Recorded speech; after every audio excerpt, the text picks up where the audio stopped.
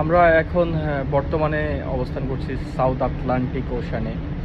আমার পিছনের এই দিকটাতে হচ্ছে সাউথ আফ্রিকা, আর আমার সামনে এই দিকের আমাদের যে হেডিং, এই হেডিংয়ে 4000 নটিক্যাল মাইল আমরা পাড়ি দেওয়ার পরে আমরা পাবো হচ্ছে ব্রাজিল। তো গত 5 দিন আগে আমরা সাউথ আফ্রিকাতে খুব বাজে একটা ওয়েদারের ফেস করছি।